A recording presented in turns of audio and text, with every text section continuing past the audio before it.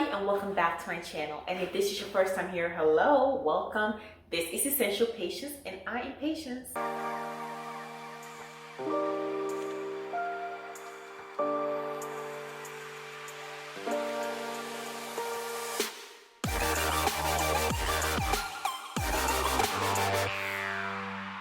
And in today's video, we're going to be tackling a very important question that can relate to some of us. Let's take it all in fun and jokes, but the question is, why are you always broke? Let's get into it because I may have some suggestions that would help you reflect on your life and answer your own question so that you can pivot and do better in your life, because we're going through a hard time in the economy today and it is time that we get our finances together. So if that sounds good to you, remember to like this video, subscribe to my channel if you haven't already, and let's get into the potential reasons why you are always broke. One of the first things is that you don't have a budget. This is 2023. I keep saying that. Introduce yourself to a budget. A budget doesn't limit where you spend your money, but more so it's a guide. The good thing about personal finance is that it's personal, and so your income is unique to you, and when you have a budget, it should be unique to you as well, making sure that it fits the type of lifestyle that you have, but most importantly, lets you know the type of lifestyle that you can afford. A budget is meant to be created to help guide us towards a good financial direction. And when you don't have a budget, you have no guidance, so you're spending all willy-nilly on anything that you feel like it, and it's really hard to keep track of your finances.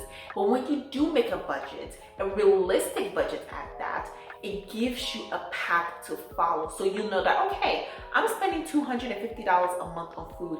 That's it. So when times comes when you feel like, oh, I want to go eat out or I want to order food, you be like, oh, wait a minute. It's middle of the month. I only have like $150 left. Can I afford it? Yes, no. And so making sure you have a budget is a good way of getting away from brokenness, because when you have a budget, you know how much money that you have and what you want to do with the money, and the goal is to follow that budget to get out of brokendom and get on a good financial path. So introduce yourself to a budget if you haven't already. The next one is that you may have a budget, but is it a realistic budget?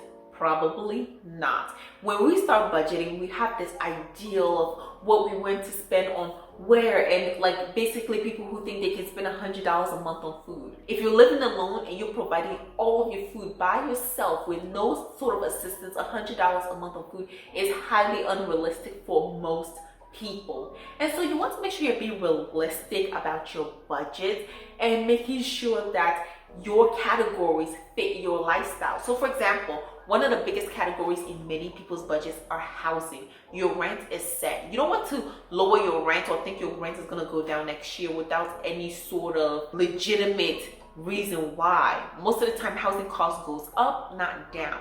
Unless you finish paying off your mortgage, then that's one thing. Or you move into an apartment with a roommate, some sort of significant change for your housing costs to decrease drastically. So we're at a point where we need to make sure that that budget is tight, it's airtight, and that your categories are highly realistic. What are you spending on your housing? What are you spending on different types of insurances? What are you spending on your car, your transportation, gas prices? Are you the type of person who drives a lot and need $150 a month on gas? Versus somebody like me where $50, $60 a month is great because I just don't drive that much. Is your lifestyle changing? How do you change with it? Let's say first your job used to be 15 minutes away, but then you get a new job that's an hour away. You would have to increase your gas budget to compensate for that if you're driving there every single day. So making sure that we have a realistic budget, but then also a miscellaneous budget is not too large. Sometimes people have a miscellaneous budget that takes up a big chunk of their budget, and that's not a good thing. Making sure that you categorize it. Don't just make very large categories, because especially if you're new to budgeting, you would benefit from a detailed budget. I love a detailed budget, and I definitely like to make sure that my budget is realistic to my life currently. Another reason why you could be suffering from brokenness is that you are overpaying for certain services and products. It could be where you're living. If you're living in an apartment that costs more than about 30% of your take-home pay, or your entire needs categories above 50% of your take-home pay, that is significant. Maybe you are having a car payment that is like $1,000 a month, and that could be like 25% of your take-home pay. That's a lot of money, especially when you add different types of insurances and the gas. Your transportation costs can be a lot, and I think typically they say don't make sure your transportation cost is no more than 10% of your take-home pay. And following that roughly would definitely give you a good wiggle room to be able to save and to have fun and to save for other things or our future solidifying things that we need, such as saving for a house, saving for an upgrade on your car, saving to travel. These are all really nice things. But then if you're overpaying on products and services, that takes away money that you can otherwise be saving. Another reason why you could be in such a financial mess is that you don't understand how your salary works. And this is really a topic that I have to have with a lot of people, because how we convert weeks to bi-weekly paycheck to monthly paychecks, so semi-monthly, those are like the most common. I don't know about a yearly paycheck, but some people even get quarterly like bonuses. It's really important to know how all that adds up to your annual salary.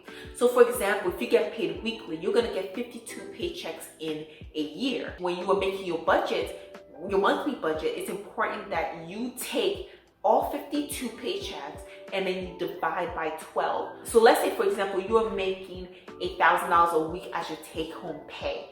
Well, if that's the case, in order to get your real monthly average, you want to take 52 paychecks of that $1,000, so that's $52,000, and you want to divide by 12. You would get about $4,333 as your monthly take-home pay, and that's very different than taking $1,000 and just multiplying it by 4 to say that, oh, my take-home pay per month is $4,000. Well, you're leaving out a whole $333, and it's of course different from month to month. Some months you have 4 paychecks, some months you have 5 paychecks, but that's just something that you want to make sure that you are taking into consideration. And let's take that to the other side of bi-weekly paychecks.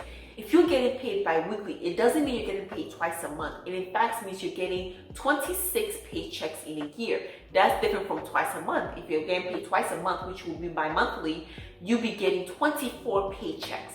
If you're getting paid every 2 weeks, it means that there's some months that you may get 3 paychecks, and then for most months you'll be getting 2 paychecks. Let's say you get paid bi-weekly $2,000 every 2 weeks, and then you multiply that by 26, you would get a 52, and if you divide by 12, that's again 4,333 versus just again multiplying it by 4, meaning you get 2 paychecks a month. That's $4,000. Again, you're leaving out that whole $333.33 that you could otherwise be adding to your budget. But this is also really important when you're getting paid monthly and bi-monthly, making sure that you know how many paychecks that you're getting and how to budget your monthly spending to cover all of your needed expenses. The next one is buying unnecessary products or items that you think you just can't live without.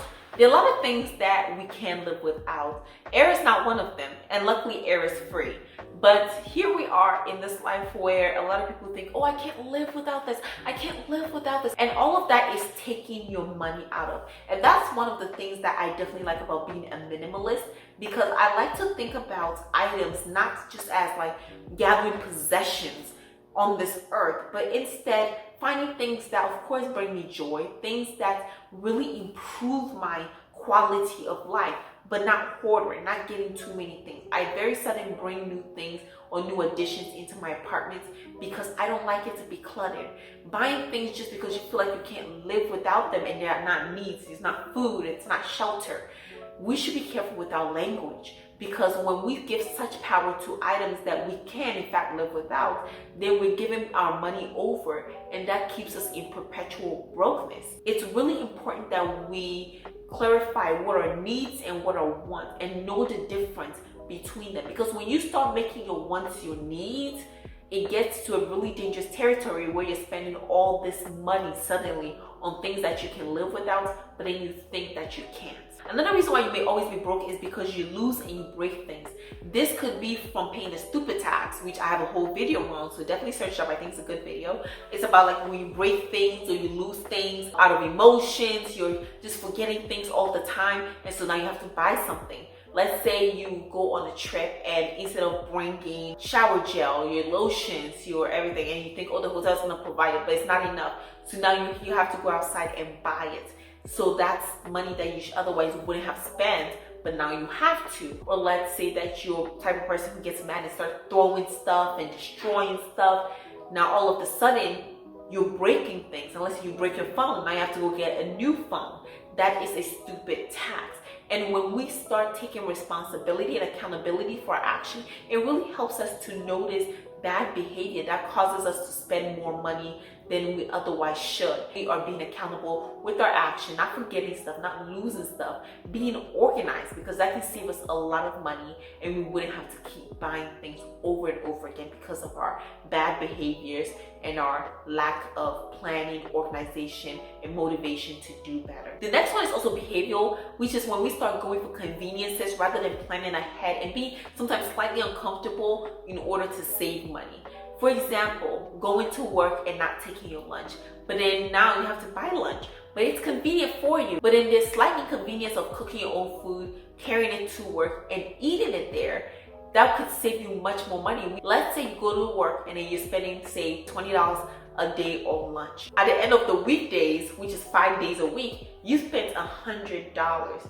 When we take that for the year, you have spent way too much money. We are talking about $5,200 just for the convenience of buying lunch at work versus bringing it in. And I know you may be like, oh, let's say it's not $20. I don't spend $20. Let's say it's even $10.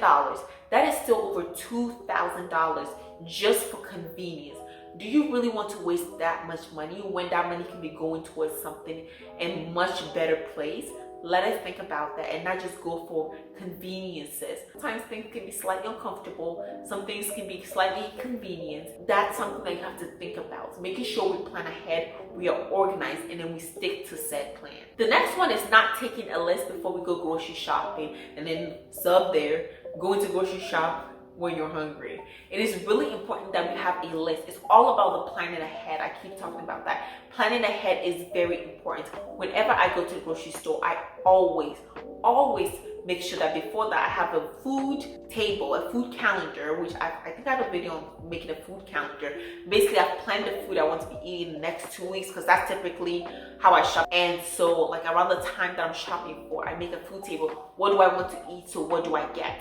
And then after that, I go ahead and take a list to the store based on what I'm going to be cooking, making sure I'm only buying what I need, and I stick to that list. And so even though the recession is up, food cost is up drastically, I'm still able to stick within my budget for food and groceries. And it's really important that you not only just be buying the first thing that you see, but then you also compare prices, because food is expensive and it's okay that we go grocery shopping with a list and with a budget to stick to. The next one is lifestyle inflation. Lifestyle inflation can keep people who are making good money broke as well. In fact, instead of 50% of people who make six figures or six-figure households are living paycheck to paycheck.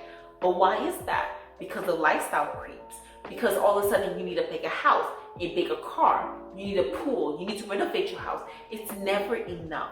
So making sure that we are being realistic about it. Let's say you're working overtime and you're making a little bit more cash on the side, or you even have a side hustle. That money should be going towards your real financial goals as well. Or maybe you get a promotion.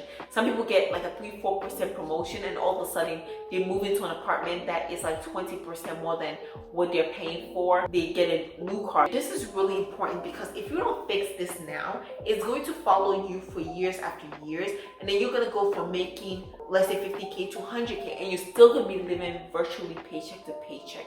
And that's really sad. It's really sad to see people who make a lot of money be so broke, because you have to think like, what are they doing? It's just bad financial management. And the last but absolutely not the least is something I started talking about in the video already, which is the stupid tax. So stupid taxes can be part of so many different parts of our life. For example, you're driving without insurance. God forbid, get to an accident or the police stops you and gives you a huge ticket because you don't have insurance. Another stupid tax can be breaking things, destroying things, because then you have to replace it. So a lot of times it's our bad behaviors that leads us to this. Let's say even driving. You're a person who drives way too fast on the road. The sign says 40 miles per hour and you're doing 60 and the police stops you or you get a ticket. That is part of stupid taxes. So making sure that we evaluate our lives. Where can we improve? Are we paying any stupid taxes? Like if you're missing credit card payments, you're paying the stupid taxes. The fees, the interest is a lot. If you're overdrafting your account, that is part of a stupid tax because you'll be charged with overdraft fees. It's really important that we start taking responsibilities for ourselves, our actions, and how we live. And that's really important because I know that I'm definitely doing that for myself. So thank you so much. With that, I bring this video to an end. Like, comment, and subscribe to my channel if you haven't already. And ring the notification bell because I post 2 videos a week on Tuesdays and Fridays. Thank you so much, and I'll see you in the next one. Bye.